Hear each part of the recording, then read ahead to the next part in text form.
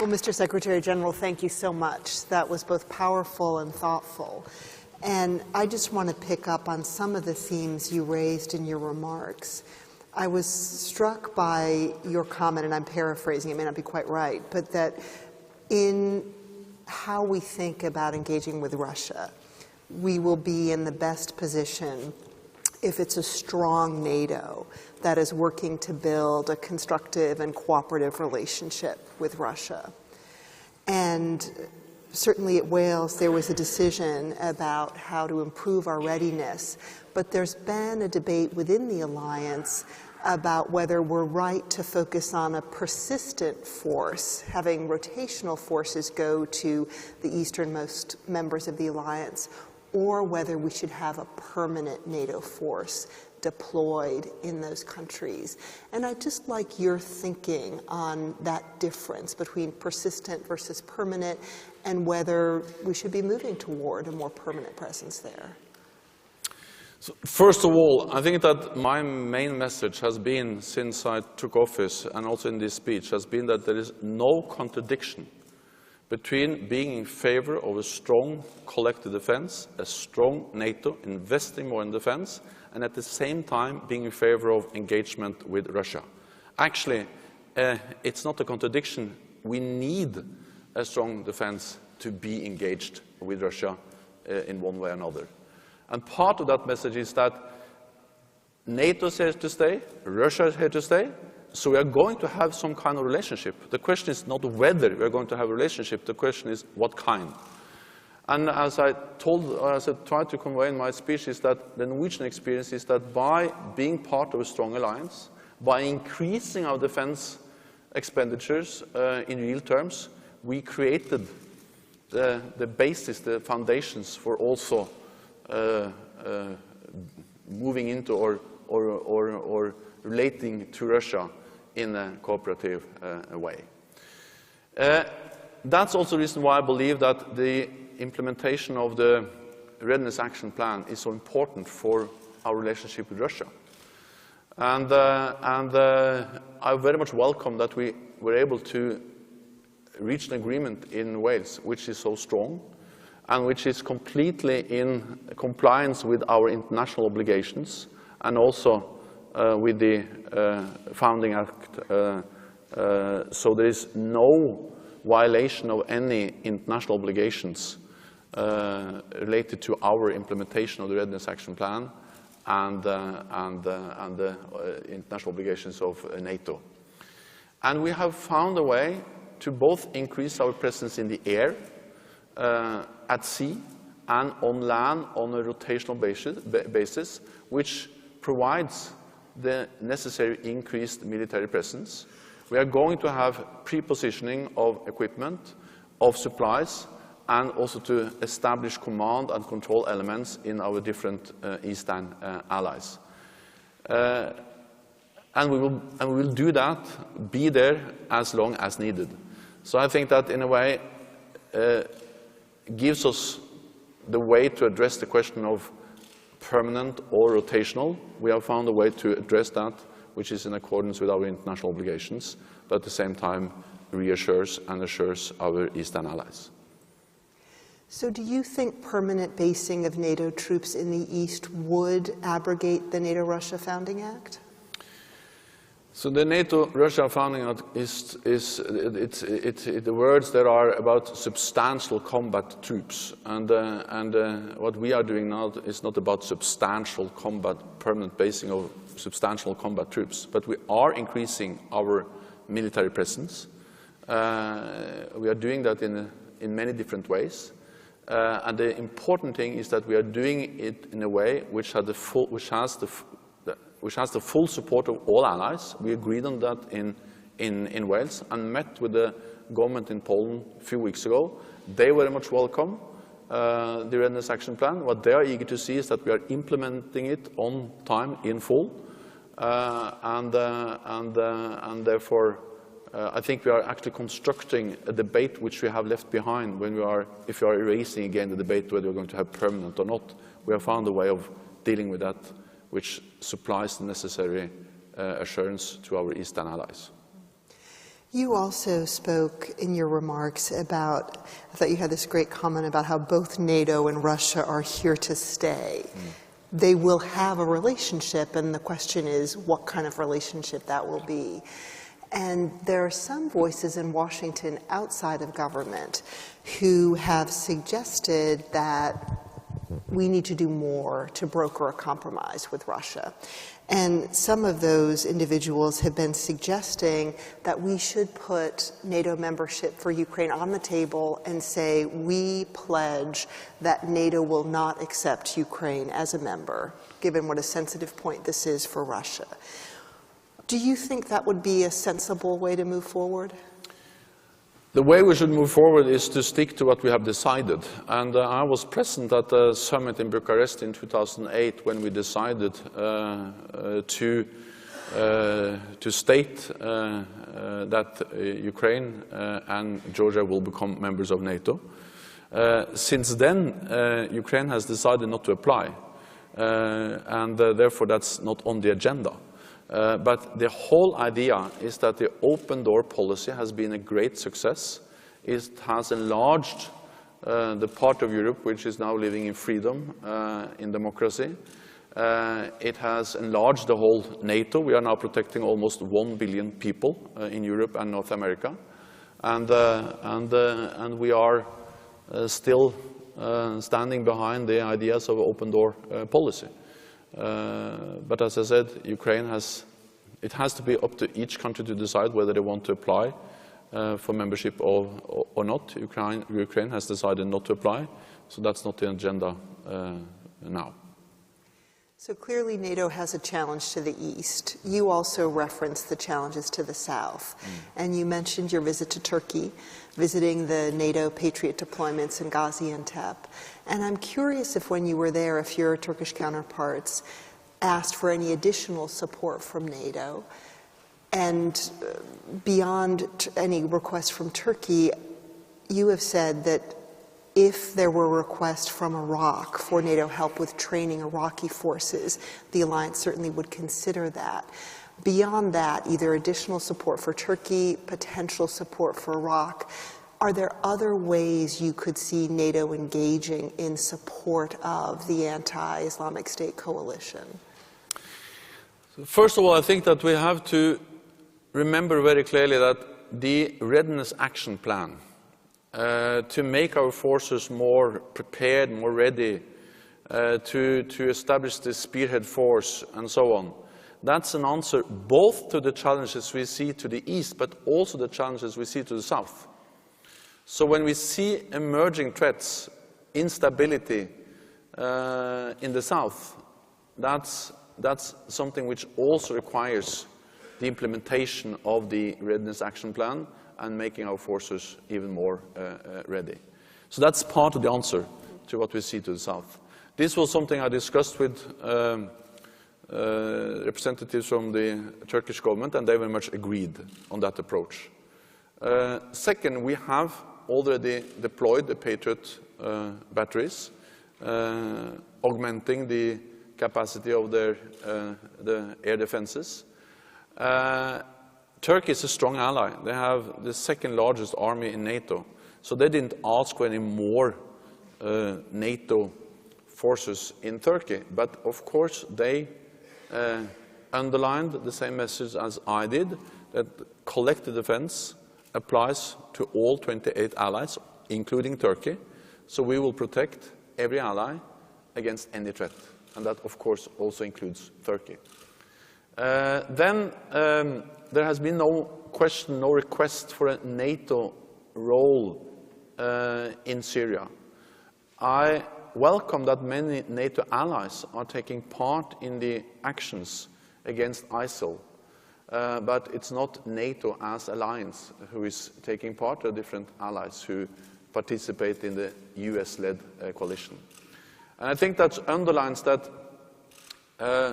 NATO is often, NATO is often the answer to many crises, but NATO is not always the only answer, and we have to work together with others. And we have to try to develop more local strength, And that's the reason why we are now focusing more on defense capacity building measures, train, assist, advise local forces. And that's also the reason why we have in Wales agreed on that we are standing ready to consider, if Iraq requests, to train, help them enhancing their own security forces. And I think that's something we should also apply for other potential crises, is to try to do more of training, advising, to enable them to manage their own local problems without troops from abroad. Mm-hmm. One final point I wanted to raise with you is you referenced that you're not only a former prime minister, but you're a former finance minister. And the debate about defense spending in the alliance is a long-standing one. And lots of people have tried to come up with new mechanisms of how to help generate political will and the ability to increase defense spending, accepting that there are real financial pressures on many of the NATO member countries. And one of the ideas that's been out there is, would it be helpful to involve finance ministers more in NATO conversations, either engage them in ministerials or have them come to summits? I don't know what you think of that idea, but I'm just interested if you have other thoughts on mechanisms that might be helpful as you try to manage this difficult issue in the alliance. I believe it's important to speak to finance ministers because they are very important persons. But even more important are prime ministers and heads of state. And they were at Wales. And they made the decisions. And actually I say they because I have participated on many summits, but I didn't participate at the Wales summit. So when I'm going to travel around to the different capitals and urge different governments to make good on their pledges on defense spending, I'm going to help them doing what they have said they're going to do. And I believe that it's going to be a change. Partly because this is the first time we have seen heads of state and government making such a clear pledge as they did in Wales. Partly because the security environment has changed. After the Cold War, of course, there were arguments in favor of reducing defense spending. But now we are moving into more uncertain times, more uncertain security environment, and therefore there are strong arguments of increasing defense spending again after a long period of reducing them. And thirdly, I would like to stress that we have already seen some countries, for instance Poland. I visited Poland recently, as I said, and they are increasing. Romania is increasing, and other countries are increasing. So we have seen in several countries that they have been able to give priority to defense, saying that the environment is changing, there is more instability, more threats, and therefore we have also to adapt to this changing security environment by investing more in defense. Terrific. And there are a lot more questions I could ask you, but I know that all of you in the audience have questions too. So I'm going to go ahead and open it up. The first hand I saw was right here, and then we'll come back to you.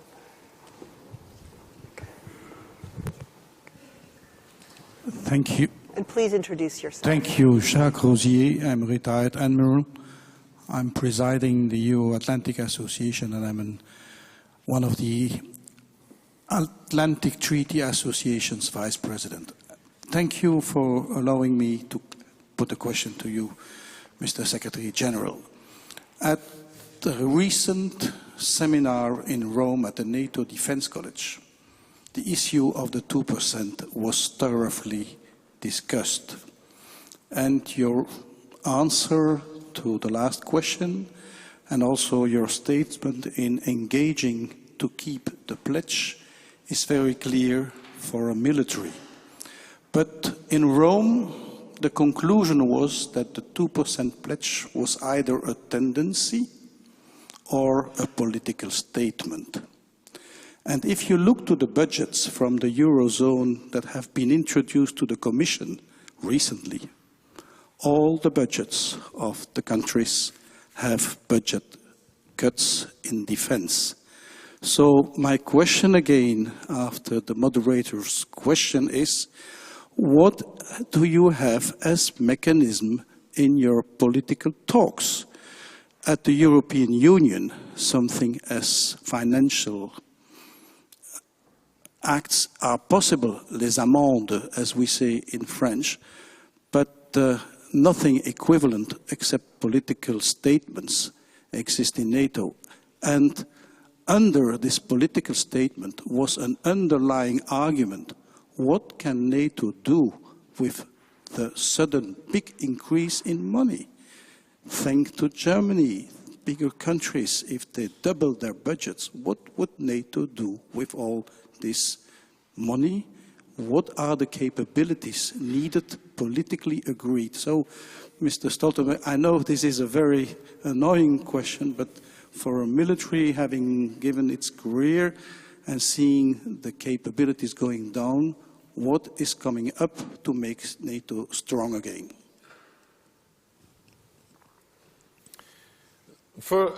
It's not an annoying question. It is an important question because I think it's an important issue to address the question of implementation. We made many good decisions at Wales, at the summit. Now the time has come to implement. And one of the most important decisions we made were related to defense spending. But just to be very specific, we actually said three things. The first thing we said was to stop cutting, just to stop the reductions. That's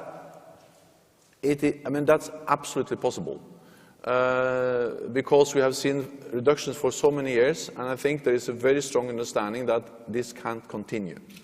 The other thing we said is that those countries who are above 2%, they should remain at about 2%. And the third thing we said was that we are, during the next decade, are going to aim at increasing towards 2%.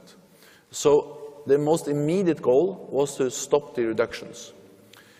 I accept that that's a great challenge. But what I'm said and what I try to underline both in my speech and also in the last answer is that this is not something I or NATO try to push on the allies. It's something they decided. So what we are doing, what I'm doing, is to help them to do what they have decided to do themselves. And that should be possible. And I agree with you that it's a political decision, it's a political statement. But in democracies, that's the way we make decisions. It's by meeting as politicians, in parliaments, in governments, in alliance as NATO. We make decisions, and then it's up to us to implement them. I cannot guarantee you for the all 28, but what I can say is that I'm going to spend much time trying to convince all the leaders to implement, also on the defense pledges. And I have seen some very important examples. I mentioned Poland, Romania, but there are also others who have at least stopped the reductions, but also gradually started to increase. Super. Yes, the gentleman in the third row from the back. Yeah.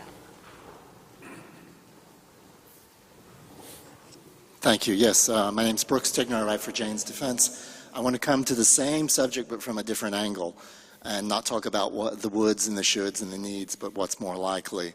And that is the Allies gave themselves 10 years to raise their spending up to the 2% recommended level, as we all know. But the continuing financial crisis and public opinion, frankly, means they're going to need all 10 years and probably more to achieve that. And this is going to have a constraining effect on NATO. And that's the essence of my question to you. Where and how do you see this 10-year lag constraining what NATO can do to meet the security challenges it faces? I'm not asking you to give us to try and find the silver lining in it like all your predecessors have done. It's fine that Romania and the others are raising their defense spending, but this is not a game-changing increase for NATO as a whole. So where do you see the constraints? Some concrete examples. Do you think it's going to slow down missile defense? Is it going to restrict what the NATO allies can do in the eastern frontier? Give us some examples, concrete examples of where you think this may have an impact. Thank you. The strength of NATO is that we are democracies, 28 democracies. The disadvantage of a democracy is that it's not one person that decides. and that's, as I say, it's not a problem, it's a good thing. And therefore we have to rely on 28 nations, 28 parliaments, and they are making their decisions. My responsibility is to convey the message from Wales, reminding them on what they agreed on in Wales. I'm not going to give you a list about what we will not be able to do if we are not implementing the defence pledge, because my responsibility is to do what I can to convince all countries to make good on the pledges they made in Wales. And we have a comprehensive defence planning process within NATO.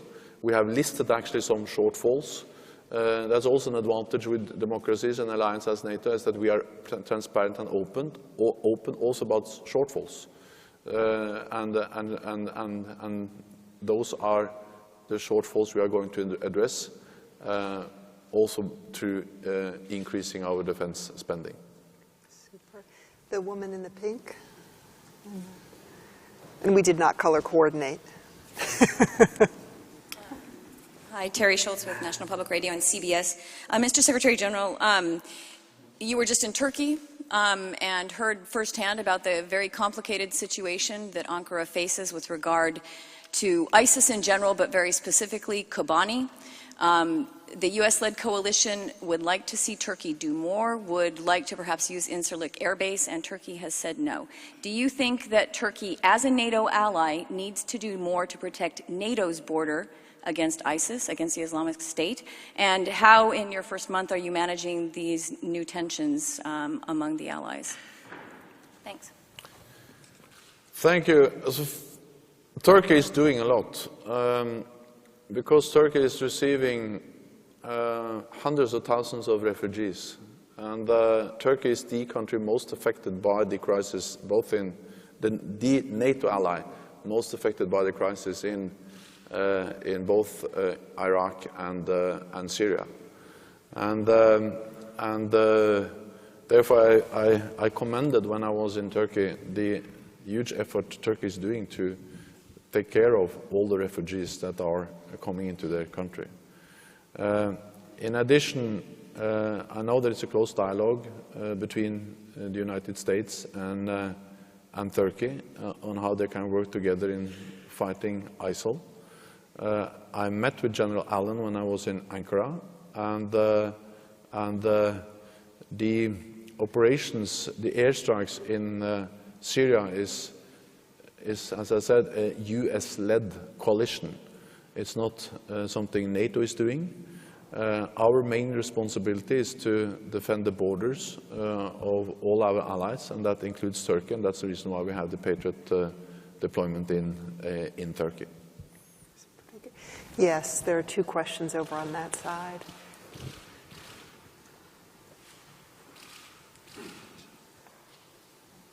We'll go ahead and take both of them, and try to be as brief as you can. Maybe because it's linked to my colleague question. My name is Wasim Brahim, working for a Safir newspaper.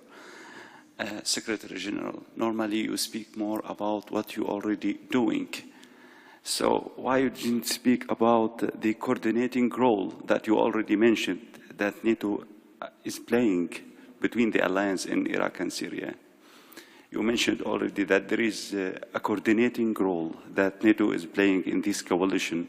But can you clarify more what kind of coordinating role? Because we know that the NATO alliance is made to coordinate. So what specifically you are doing there? And the second question is about the foreign fighters threat. You didn't mention this today, and we know when you don't mention something, it's not a coincidence. So are you taking a step back? Thank you.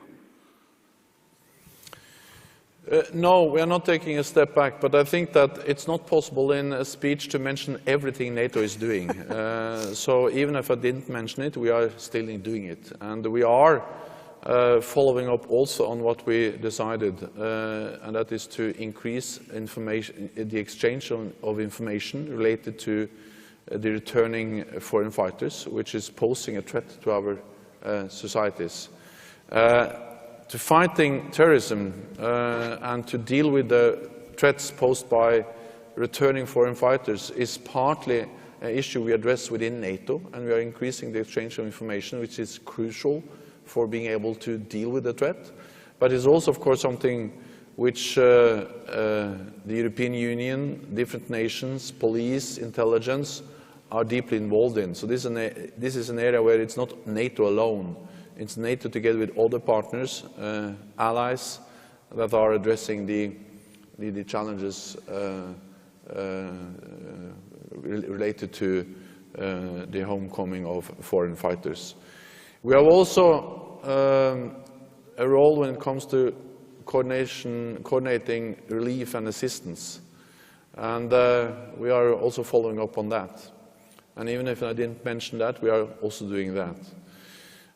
When it comes to Iraq, then we had this decision where we said that we stand ready to consider helping Iraq in enhancing their security forces if there is a request.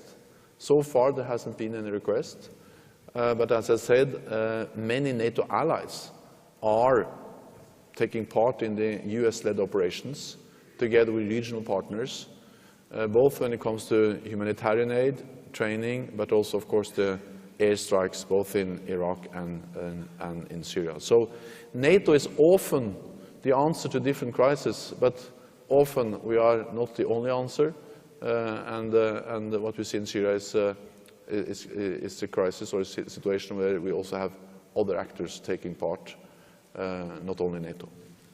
And the gentleman right in front of the previous.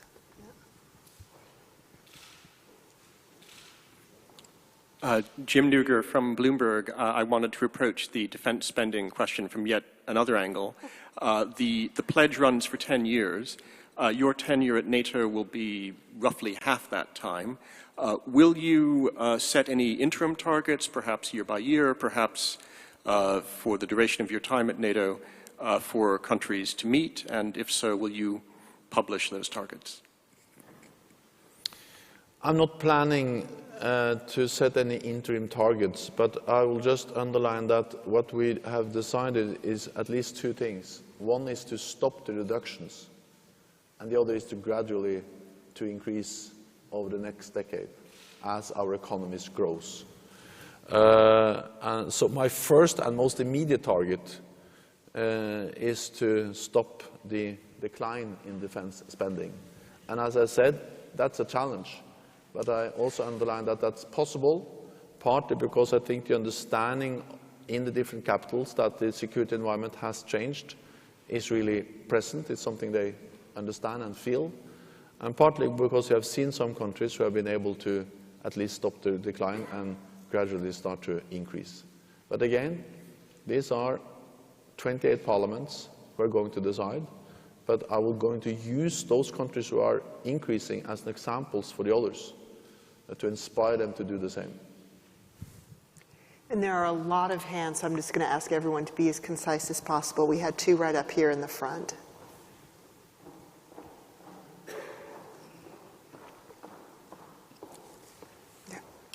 Thank you. John Dahlberg from the Associated Press. Secretary General, as you said, crises beyond NATO's borders can affect the security of NATO member countries. I was wondering if you could tell us what, if anything, NATO is doing now faced with the Ebola crisis, and if you think that NATO or its members should do more. Thank you.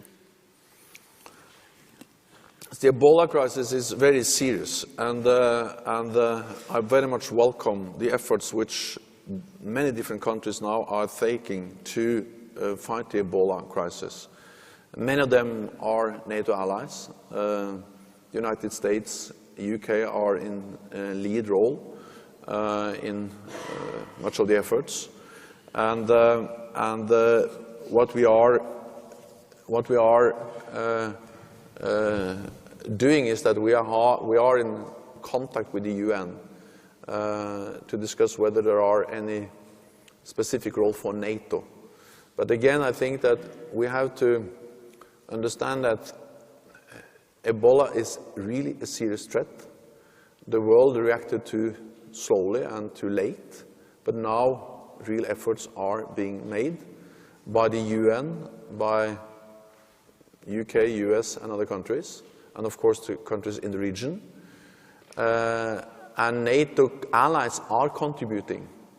The question is not whether NATO allies are contributing in fighting Ebola, but the question is whether this is best organized through a NATO structure. And that's too early to say, but we are in dialogue with the UN. Nawab Khan from the Kuwait news agency Kuna. Sir, you referred to partner countries.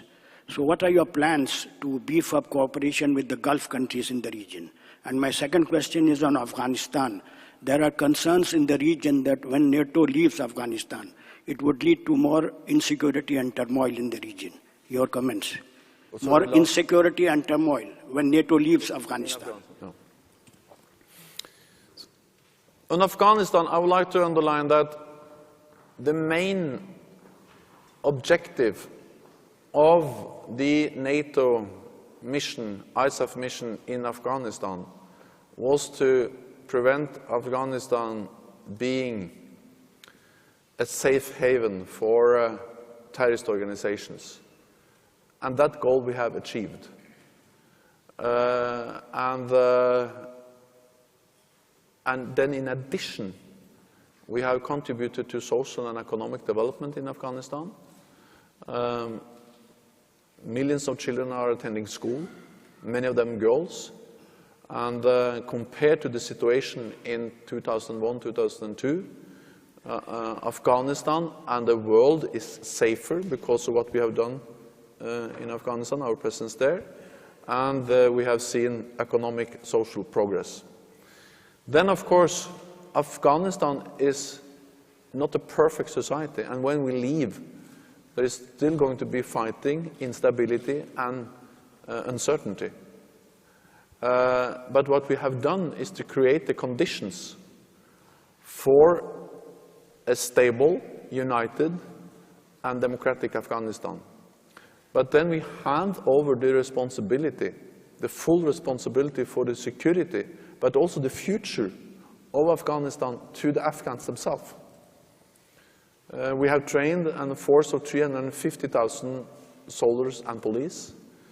We have seen the first peaceful transfer of power after a democratic election.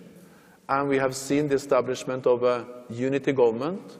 And NATO is going to remain there in another capacity, in the resolute support mission, training, advising, assisting the Afghan forces, but based on the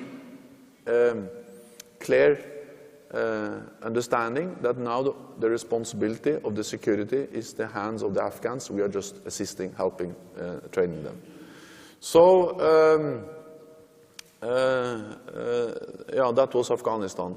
The other question was about, yeah, we are going we have a close cooperation with the Gulf states. We have the Istanbul Cooperation Initiative, which we are going to have a meeting, we are planning to have a meeting in the near future in that context, or that frame. And I think it is important to keep up the dialogue because we are seeing so much instability, so many challenges in that region, and therefore I very much believe in dialogue because it's better to talk together, to understand each other, than to not have dialogue and then undermining the foundations for political cooperation.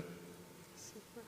And there was a question on this side in the back. I don't know if they're still there, and then one here on the corner. Yeah. Yeah, please. Thank you, Secretary General. I'm Tamás Meseric. I'm a member of the European Parliament from Hungary, and I would like to go back to the eastern problem, the problem on the border of the east, and not the military side of it, but the political rather.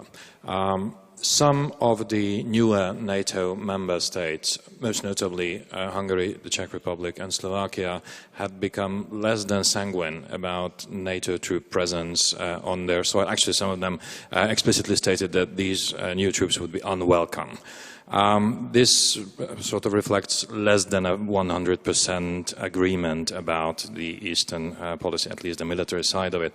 What are you going to do about it? Are you planning to visit any of these capitals in the near future? Thank you. I am planning to visit all NATO capitals, and I've started to do so. And I'm leaving for Greece tomorrow, and I'm going to visit all capitals of all NATO allies. Second, there is an agreement in NATO that we are going to have more forces exercising training deployed on rotational basis in our eastern allied countries. There is agreement in NATO that we have increased our air patrolling, air policing fivefold, and there is full agreement in NATO that we're also going to deploy elements of command and control and the pre-positioning of equipment and supplies in Eastern Allied countries.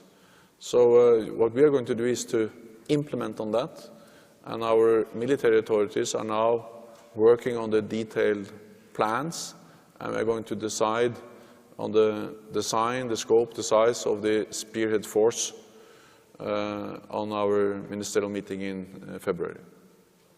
Super. And yes, the gentleman here. Thank you. My name is Yalcin Mamada from enews.az. Secretary General, I wonder if a membership action plan will be offered to Georgia, or you will continue with endless deeper and deeper integration, and if existing territorial conflicts will affect this perspective, or you will avoid a presence in the South Caucasus because of Russia. Thank you. The open door policy of NATO has been a great success. I was present at the summit in Bucharest where we decided to on Georgia, and my responsibility now as Secretary General is that we are implementing the comprehensive package we have agreed on, and I'm going to meet with the Prime Minister of Georgia quite soon to discuss the implementation and the follow-up of this comprehensive package for Georgia. In addition, I would like to underline that Georgia is really a strong partner. Georgia has participated in many NATO operations. They have provided valuable contributions to our operations in Afghanistan.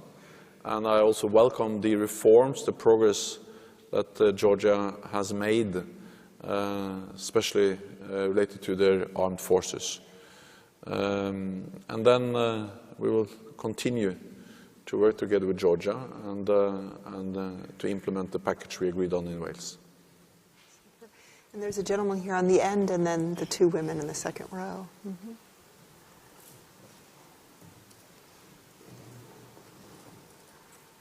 Thank you. Christopher Hamelund, European Commission. Thank you, Mr. Secretary General.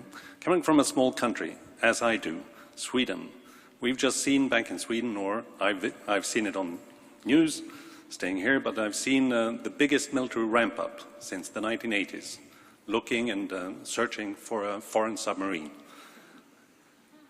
I'm staying short of saying anything more, but the links and the allegation, well, the links and allegories to the hunt for the Red October in an October month, of course, comes to mind. Nevertheless, Sweden is a neutral country, as is Finland, and has been neutral for many years. Is the time up for being neutral?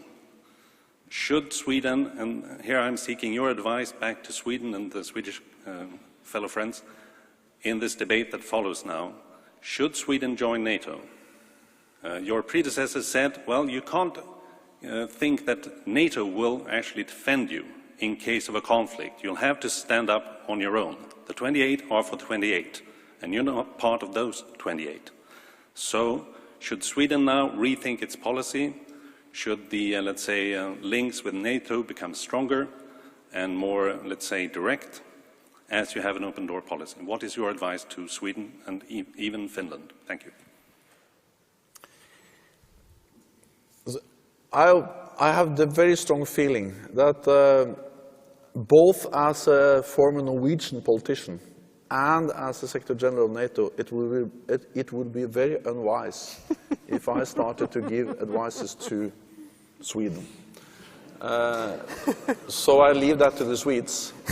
The union between Sweden and Norway was abolished in 1905, and yeah, and to some extent, yeah. So that the Swedes had to decide. What I can say that we have an excellent relationship with Sweden, yeah, both as a former Norwegian Prime Minister, but also as Secretary General of NATO. I can say that because NATO has a close and very constructive cooperation with Sweden. We welcome that cooperation.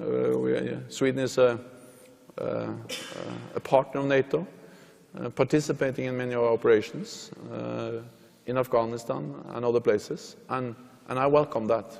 But I really mean that if I start to, even if I had an opinion, I should not tell anyone. So thank you for a good question. And we had two women over on the side in the front, please.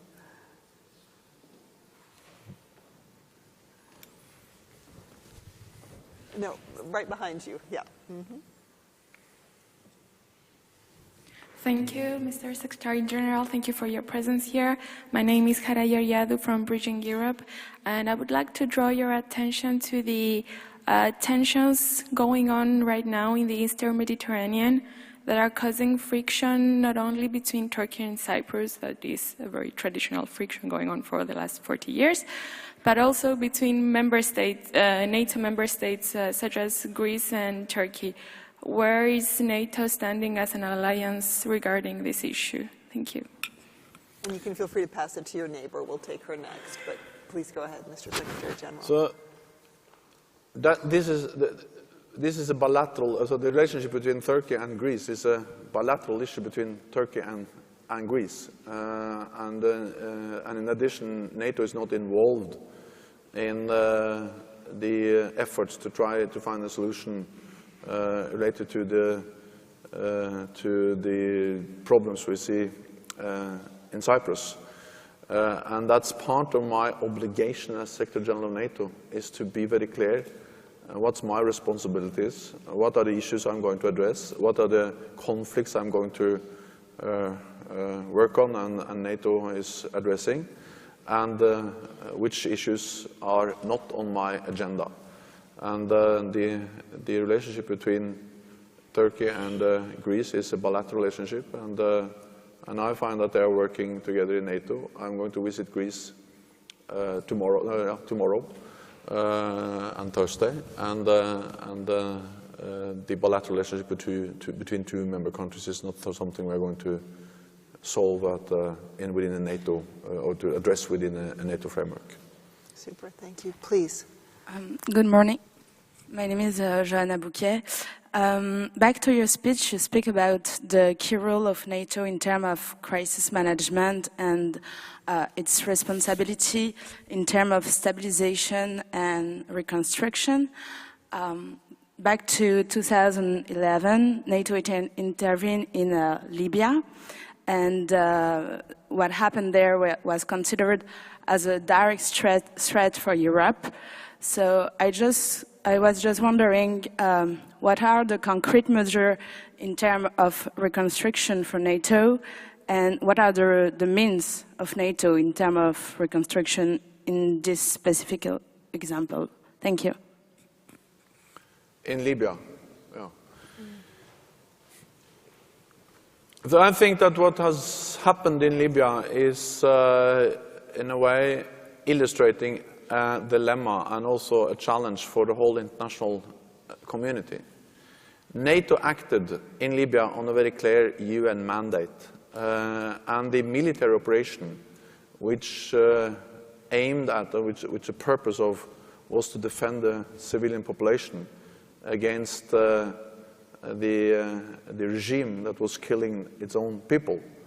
That military operation was actually a success. We achieved the goal of the operation. But after that, the international community was not present. And it was too little focus on reconstruction, on the political process, on building the peace after the end of the NATO airstrikes in Libya in 2011. That's not necessarily the responsibility of NATO. Our responsibility was to conduct the military operations. But the international community as such, the UN, the European Union, and NATO, we had too little focus, and it was not clear who was responsible for the follow-up. And therefore, I think that we should discuss both within NATO, but also with our partners, other international organizations, the UN, EU, lessons to be learned from Libya. I think that's partly is very much related to that we have to do something also after the end of the military operations. We have to focus on development, on political processes, not necessarily as NATO. It might be the responsibility of other international organizations, but someone has to take that responsibility after military operations as those we saw in Libya. Thank you. The gentleman here in the third row, up in the front. And I'll already put out the warning that we're not going to get to everybody. We do have a hard stop at 11:30, but I'm trying.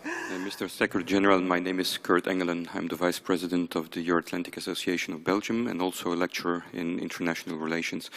In the new strategic concept of NATO 2010, there are 3 points. There is the role for NATO as an organization capable of managing crisis. There is the recognition that there is an added value in a comprehensive approach to a crisis. And then there is what you just mentioned, the cooperation with partners.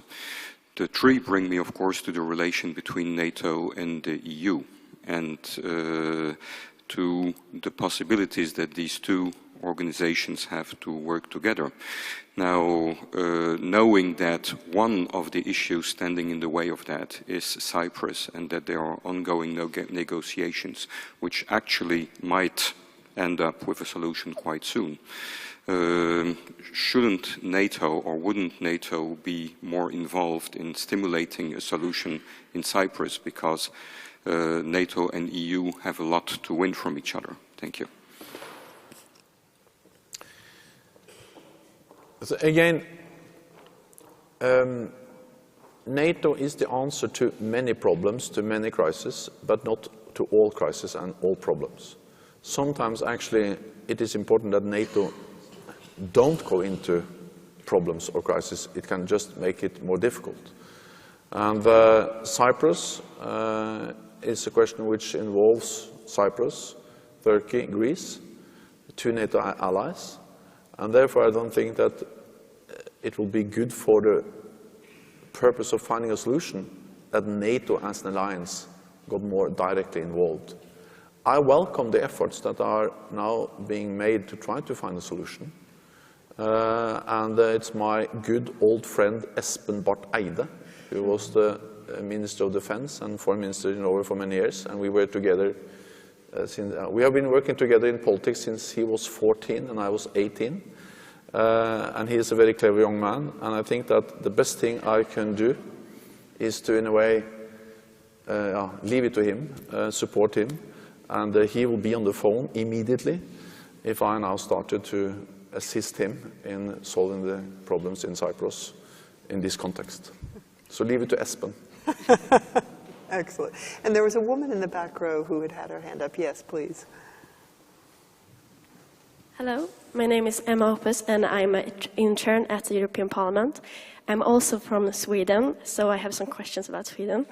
I know that you already said that you can't give advices to government of Sweden if they would like to join NATO or not, but do you think it would be important for Sweden to join NATO from Sweden's point of view? And do you think it would be important for NATO that Sweden would join? Or do you think it would be more like a problem because Sweden is a neighbor to Russia as well? And how would that change the rules and the relations to Russia if Sweden would join? Thank you. So, very good questions. And I'm not going to answer them. So because we are back to that, my responsibility as Secretary General of NATO is not to comment on all possible issues or to give advice to all possible international actors. If I would like to do that, I should start some kind of consultancy, and then I could give you advices. Yeah. But I'm not in that business. I am responsible for 28 allies and what we are going to do as an alliance, and therefore I just have to be very clear that what Sweden wants to do with the question of applying for membership or not is up to Sweden.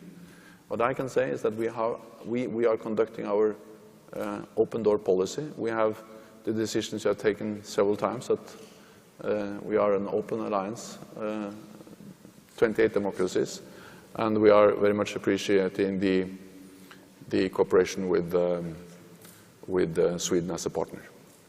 And I know there are a lot of hands up, but the last question is going to come over here to the gentleman in the second row.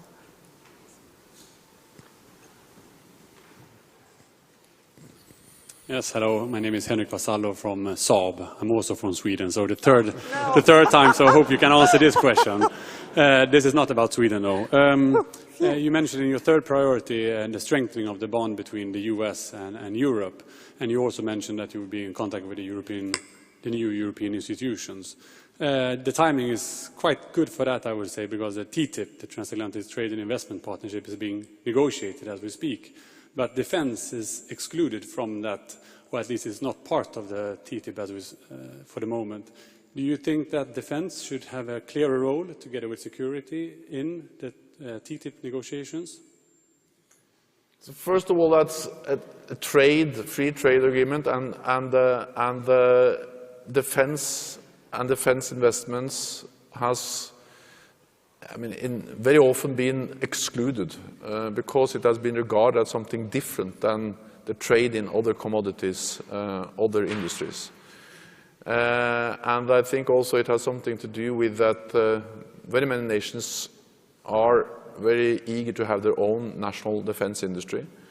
I think one of the challenges we are facing in NATO is how we can both respect, in a way, the natural need and the natural wish of many nations to have their own defense industry, but at the same time working more closely together to reduce costs, to have smart defense initiatives, and to find ways of working more closely together, both within Europe, but of course also Europe and North America.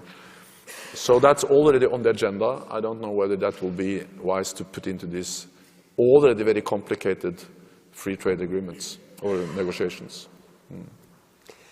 Well, Mr. Secretary General, I think you should feel buoyed by the fact that we could continue on for certainly another hour and a half based on the very many hands that have been up. And I'm thinking back to a year ago when the NATO summit in Wales was being planned and people were asking questions about the relevance of NATO and what's its mission. And it's clear that people in this room not only appreciate the mission as NATO is playing in everywhere from Afghanistan to Ukraine, but that people see other missions for NATO, whether it's Ebola or Sweden joining. But I'm also buoyed not only by the incredible command of what is in a very extensive brief that you've shown here, but the wisdom that you've shown in all of your answers, and also the sense of humor that we've seen, most particularly when it comes to Sweden. But I think it will be that mix of wisdom and keeping a perspective that allows you also to have a sense of humor that will be so valuable not only to the 28 of us who call us members of this proud alliance, but to all the other parts of the world to which this alliance is important. And I'm going to ask everyone in the room to join me in thanking you, but also wishing you great success in this role.